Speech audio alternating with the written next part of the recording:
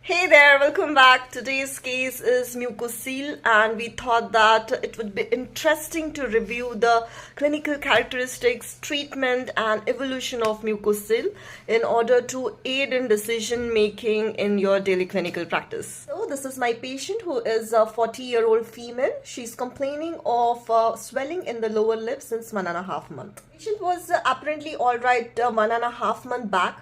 To start with, she experienced trauma to her lower lip during the chewing procedure, and after that she noticed a swelling which gradually increased in size. So on inspection, what we found was a soft swelling present on the labial mucosa of the lower lip, which was approximately 1.5 centimeter in diameter. The swelling was convex, pink to purple color, and was well defined.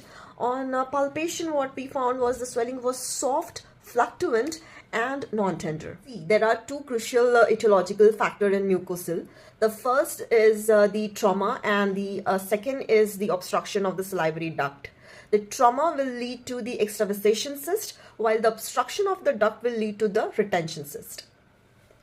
Now, talking about the incidence rate of mucocele, which is quite high, where the peak occurrence is at the second decade of the life.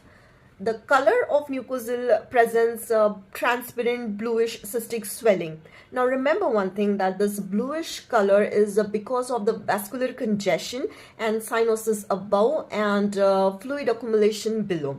And this color will depend upon various factors like size of the mucocele, the proximity of the mucocele to the surface, and the elasticity of the upper tissue.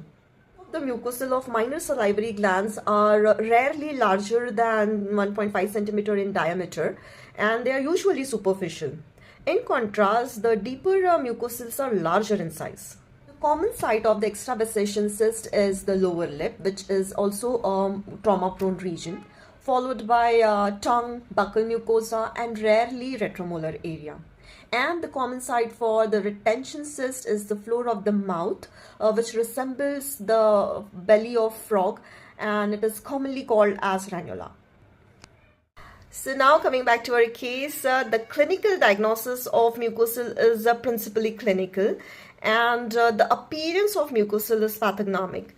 So according to the data we had, like the site of the lesion, the history of trauma, the bluish color of the lesion, the soft consistency, variation in the size, rapid occurrence, and the sign of a positive sign of fluctuation, it all pointed towards the clinical diagnosis of mucocele. Now remember one thing, that the lipomas and tumors of minor salivary gland, they don't show positive sign of fluctuation.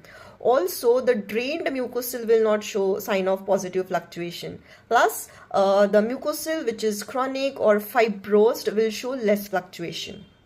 Also remember one thing, that you should consider fine needle aspiration cytology in the cases where there is a differential diagnosis of angiomatous lesions are involved. So after the clinical diagnosis, we conducted blood investigations and progressed towards the surgical extirpation of the lesion under local anesthesia, and the specimen was sent to the histopathological examination.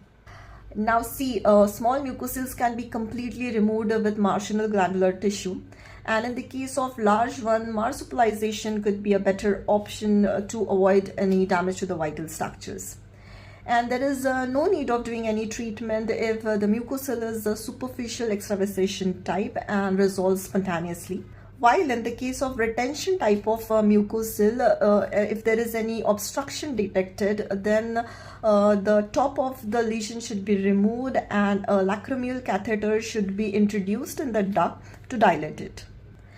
Also, there are various other options available like cryosurgery, which has encouraging result. Best are the CO2 lasers, which are perfect for the soft tissue treatment. The key point in the treatment of a mucocele is avoidance of recurrences, and this can be avoided by eliminating the adjacent surrounding glandular tissue and removing the mucocele down to the muscle layer. Special care should be taken to avoid any injuries to the adjacent duct and acini during the suturing procedure, because this is also one of the reasons of reappearances of the mucocele in that particular region. So after the histopathological examinations, the reports were suggestive of extravasation type of mucocele associated with the labial mucosa of the lower lip. Now see, histopathological examination is very crucial to make the proper diagnosis of which type of mucocele it is, and to make sure that all the glandular tissue associated with the mucocele is removed completely. So that's it, folks. That was my case, which was mucocele associated with the lower lip, which is also very commonly occurring lesion, and you encounter this kind of lesion more frequently in your dental practice. And I'm quite sure that now you can diagnose your lesion and treat them confidently. Thank you.